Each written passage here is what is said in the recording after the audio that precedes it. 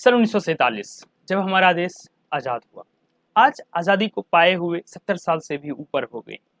लेकिन एक बात को लेकर के हम लोग बहुत बार कंफ्यूज हो जाते हैं कि एक्चुअली ब्रिटिश गवर्नमेंट ने भारत देश पे कितने दिनों तक राज किया। वो कौन सा समय है जब ब्रिटिश गवर्नमेंट ने खुद ये घोषणा की कि हाँ, भारत जो है अब हमारा कॉलोनी हो गया है, और कब भारत के लोगों ने मन में ही मान भी लिया। ईस्ट इंडिया कंपनी तो व्यापार करने के लिए आई थी 1600 ईस्वी में, और पता नहीं कैसे वो कौन सा समय में धीरे धीरे कब एक्ट पास किया और कब हम लोग उपनिवेश हो गए, कॉलोनी हो गए ब्रिटिश गवर्नमेंट का। तो आइए इस चीज को क्लियर करने के लिए हम लोग इस वीडियो पे ध्यान देते हैं, देखते हैं इस वीडियो में कि हम लोग को क्या क्या सीखना है। आज हम लोग इस वीडियो में मेनली बात करने वाले हैं पिट्स इंडिया एक्ट। यही वो एक्ट था जिसने भारत को ब्रिटिश का कॉलोनी कंफर्म कर दिया। ठीक है, और देखेंगे कि 1786 में भी एक अमेंडमेंट किया गया, अधिनियम कह सकते हैं। ठीक है, तो 1786 का जो अधिनियम था, इस चीज को पढ़ना है। और ये जो है मेन हम लोग का आज का फोकस, पिट्स इंडिया एक्ट, जिसके आने के बाद हम लोग या फिर ब्रिटिश गवर्नमेंट ने ये कंफर्म किया, ये घोषणा किया कि अब जो है इंडिया हमारा कॉलोनी हो गया है। ये आया था 1784 ईस्वी में, 1784 में। तो आगे देखते हैं कि पिट्स इंडिया एक्ट क्या था। ओके, तो आइए हम लोग पिट्स इंडिया एक्ट में देखते हैं।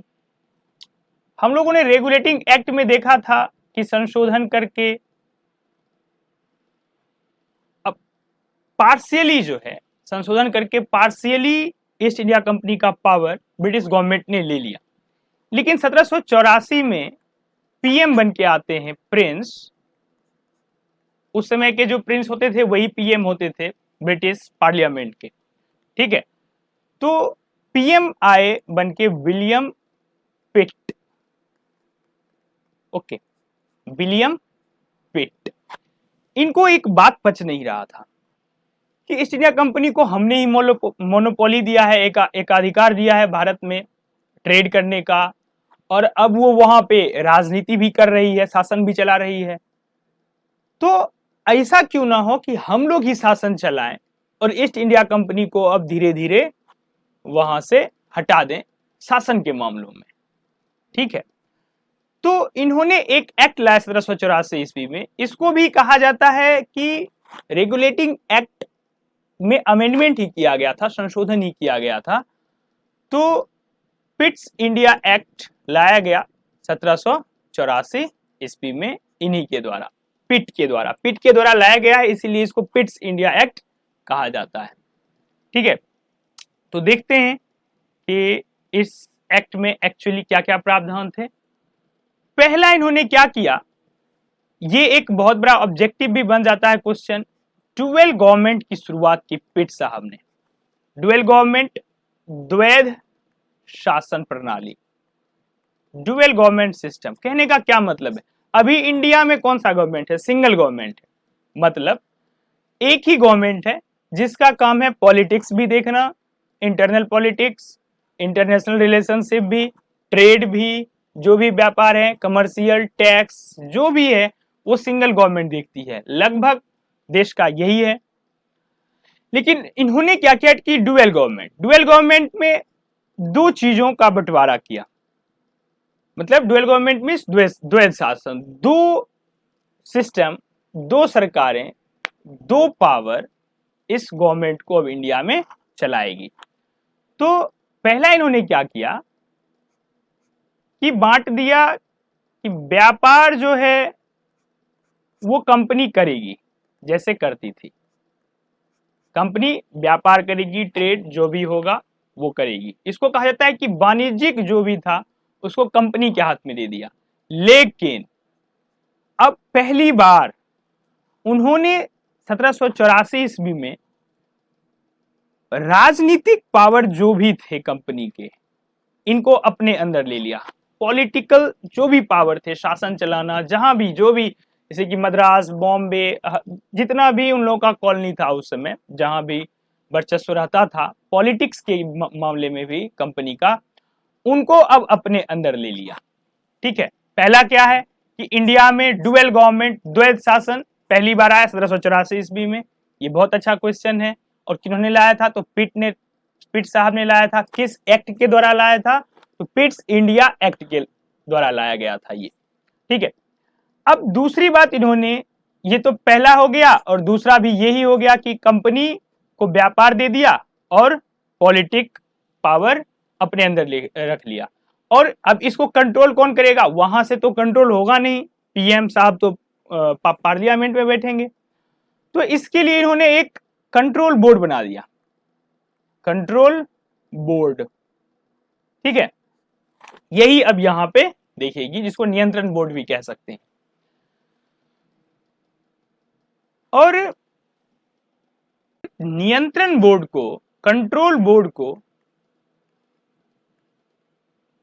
ये पावर दे दिया गया कि सैन्य शक्ति आपके पास रहेगी, जो भी राजस्व है व्यापार करेगी कंपनी, लेकिन टैक्स जो भी उसका लिया जाएगा, या जो भी राजस्व संबंधी मामले हैं, टैक्स लेना, किसको कितना फाइन करना है, किससे क्या लेना है, और ट्रेड होगा भी कैसे, वो सब भी इन्होंने अब कंट्रोल बोर्ड को दे दिया, राजस्व संबंधी मामले भी और सैन्य भी।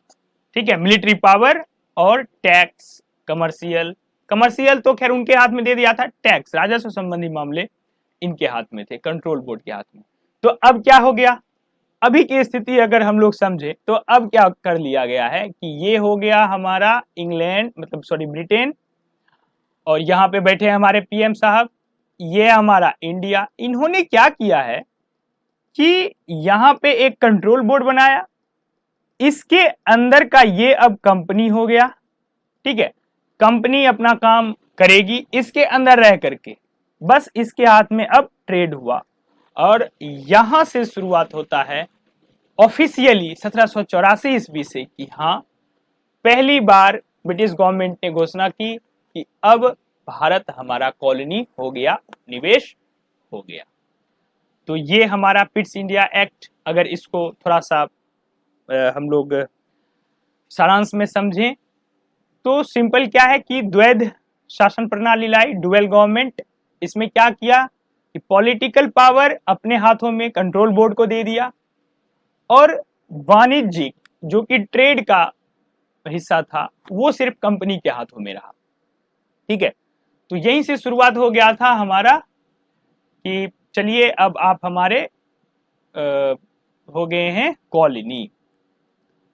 इसका इंपॉर्टेंस आप लोग इसी बात से लगा सकते हैं कि अभी तक ऑफिशियली नहीं कहा गया था कि इंडिया जो है हमारा कॉलोनी है, लेकिन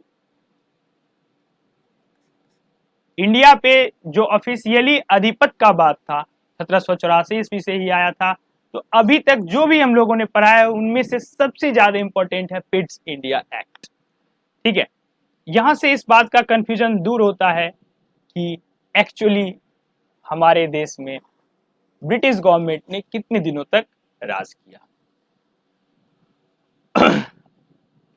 ठीक है, तो देखते हैं, अब हम लोग आगे बढ़ते हैं, और हम लोग के सामने अब है कि 1786 का जो अधिनियम था ये क्या था। कहानी जो हम लोग पढ़ रहे हैं इनमें से हम लोगों ने देखा कि 73 में रेगुलेटिंग एक्ट आया, फिर उसको 81 में अधिनियम अमेंडमेंट किया गया। 84 भी रेगुलेटिंग एक्ट का अमेंडमेंट ही कहा जाता है। ठीक है, लेकिन अगर क्वेश्चन आए कि 1773 के रेगुलेटिंग एक्ट को संशोधित कब किया गया, तो आंसर 1781 वाला ही होगा। अब देखते हैं कि 1786 के अधिनियम में क्या था। 1786 के अधिनियम में देखिए 1786 में क्या होता है कि लॉर्ड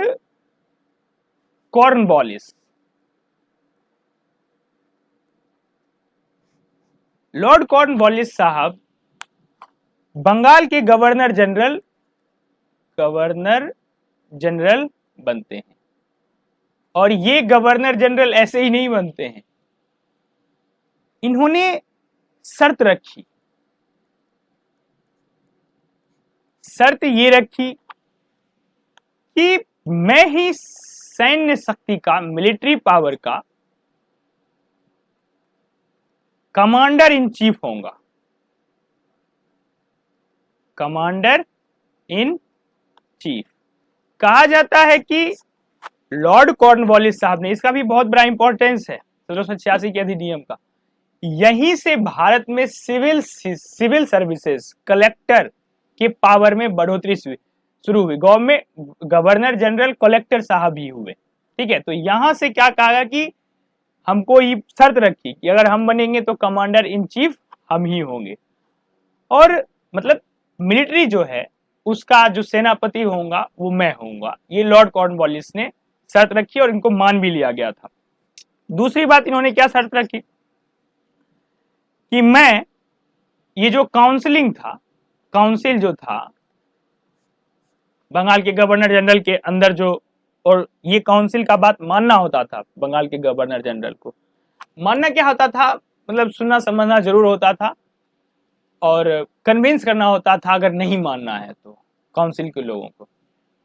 तो काउंसिल चूंकि बात मानना पड़ता था और लॉर्ड कॉर्नवालिस साहब इस मूड में थे नहीं कि मैं काउंसिल का बात मानूं, तो इन्होंने ये शर्त रखी कि मैं काउंसिल का बात नहीं मानूंगा।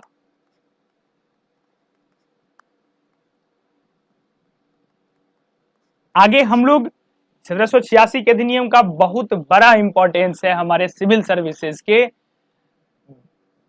आज का जो भी हमारा सिविल सर्विसेज है वो ब्रिटिश गवर्नमेंट के ही तर्ज पे चला आ रहा है।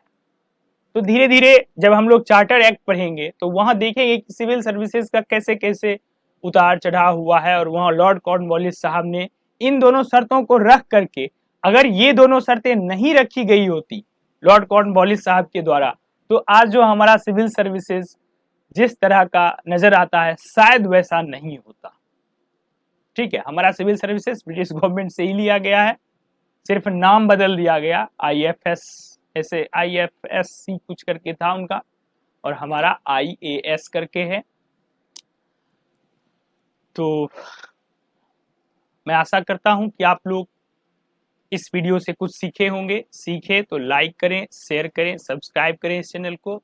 नमस्कार, मिलते हैं हम लोग नेक्स्ट वीडियो में।